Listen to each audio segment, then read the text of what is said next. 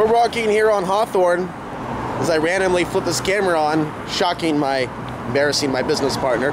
We're worried about the apocalypse, the end of the world, and we want to have our shoes, we want to have our shampoo, we want to have our candy, we want to have our pipe tobacco. So we're here on Hawthorne and we're stocking up. We're getting all the food that we can. Big lighters. Yeah. Really important. Exactly. Hundreds of these. Hundreds of lighters. They don't strike on a box, but they're great to have. 3 or 4 times. It's your first time on Hawthorne and you've been hiding out in the country? For 20 years. For 20 years. So all this is... 20 years I've been hiding in the country. Now I'm in a whole new universe. With black helicopters. Welcome to Portland.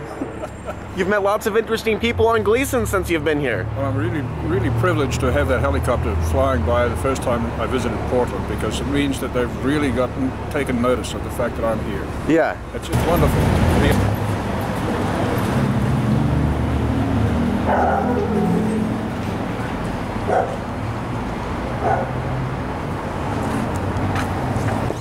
Buffalo Exchange. People exchange their clothing here and their dirty underwear.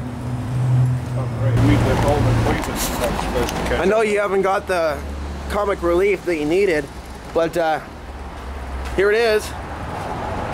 We have Schizophrenic Lane. We the people stand with Iran, and we have Obama, the sticker there, as if they are one and the same. Schizophrenia in Portland, Oregon. Where are we, folks? We're at a place right off of 37th and Hawthorne. We have schizophrenic behavior, but I don't think pharmaceuticals are. I don't think many people would want to have a bumper sticker like that. Everyone chill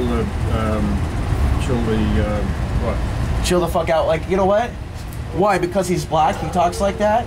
Is that not racist? Yo, chill the fuck out, yo. Obama got your back. What are you insinuating that he speaks like a ghetto person by using foul language? I thought you supported him. Okay. Anyway, if you ever want to get a $25 haircut, you can do that right here. Well, they have $25 haircuts. I should have done that a lot earlier in life. Yeah. When it would have been worth it. Tell you what, I need a $25 haircut. What I find so incredible about Portland streets is that we have vehicles going from here to there and there to here. And everybody's driving somewhere as if they've come from nowhere. Right. But they're going from here to there. Where are they going? Well, some of them are going there and others are going here. And when you're discussing these things, it's really important to keep your mind on stuff. To keep your mind on stuff, and you walked into the pole. Well, it's an embarrassing moment, but... I'm glad I was here to share it with you. I've been driving for so long that I've forgotten how to walk. Okay. Well, in Japan, for the people with the cell phones, they have like padded poles. What I really needed was a GPS. Oh, yeah. As a walking GPS to help me find my way around Portland. Because there's lots of traps for pedestrians. There's superior fence construction places. Done a great job. The former Hollywood Video, folks. Former Hollywood Video. Like Detroit. Please don't be another strip bar. Please, please. Right. Don't want another job? Now I know you said you wanted some gifts for your wife, right? Absolutely. And you could. Right here is what. This is what you were looking for. The schoolgirl outfits, right? A gift from my wife would be really tremendous. Every time I come home, she just snuggle up to me and she leather panties. So welcoming. Yeah. And some of these. Actually, 3 of these would be good. I'll take that one, and that one. You'd have to kill me. I was just crossing the street in New York. It's as if they know. Well, I was just Michael, that you ain't from around here. I ain't from around here. I'm not from around here. I'm from somewhere else, aren't I? Yeah. You're from somewhere else. I got an accent like you wouldn't believe. I can talk without hooting the mouth, And it's something you Americans don't understand. It's really important to be able to talk without hooting your mouth. Did you get that? G'day. G'day. Well, I don't want to give All right, away. we're now driving on Hawthorne. Be very, very careful. There are suicidal pedestrians out here that want you to remove them from their earthly bodies because they have not found the will to live. They've been told by the New World Order that they're viruses and they must voluntarily kill themselves. So we're gonna do our best to. My thing is that I have no intention of helping them on their way. They have got their own journey, and how it comes to a conclusion is entirely up to them. If, for example, they run out in front of somebody else, that's okay, but never, ever are they going to get in front of my vehicle or cause any trouble whatsoever. I've got a great respect for life forms, including human beings. It did take a while to get to that point, but human beings do have my attention. Just as, for example, butterflies have the attention of certain scientists to stick them with pins. Now that's not voodoo, that's science. But if you stick a human being with a pin, that's not science, that's, well, if you're being stuck with a pin, that's pretty bad. Getting poked with the vaccine. Yes, being stuck with a needle.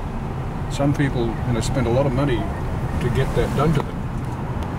But to have the vaccine inserted in your body when you're just out of the womb, that strikes me as being something you didn't ask for. And a complete abrogation of responsibility by the parents of such entities. Let's call them babies, life forms, just arrived here, and the first thing they do is stick a crowbar in their butt. Oh, Jesus Christ! I just find that. And we get slapped and spanked and yes, a little of that.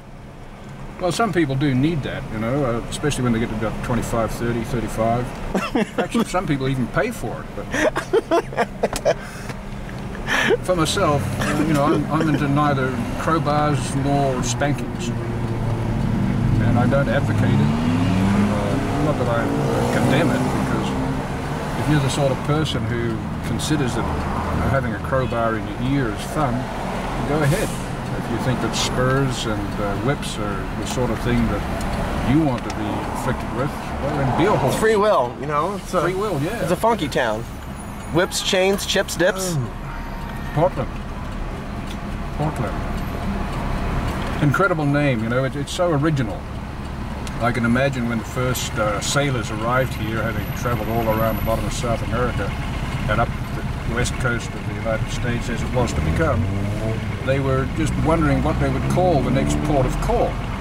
And they'd been at sea so long that when they finally got up the river and found a bit of land, they said, here's a really unique name. We can call this place Portland.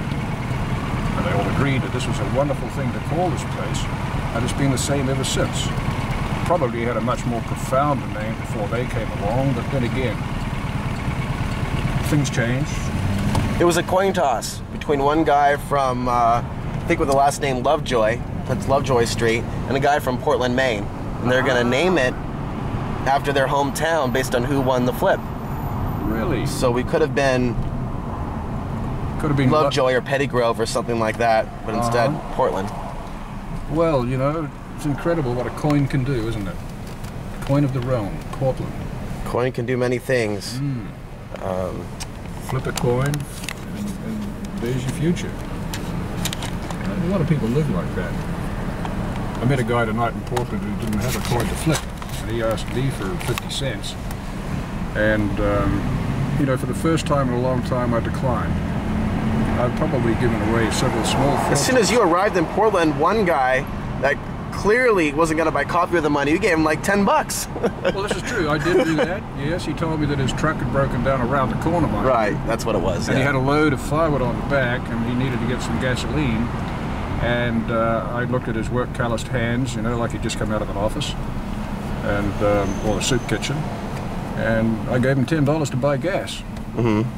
Well, then I was heading down the I-5 later that day, and I stopped at a rest stop, and I met a guy from Alabama. He was there, he parked his Harley Davidson, and he had this vinyl sign on it, out of gas, need money.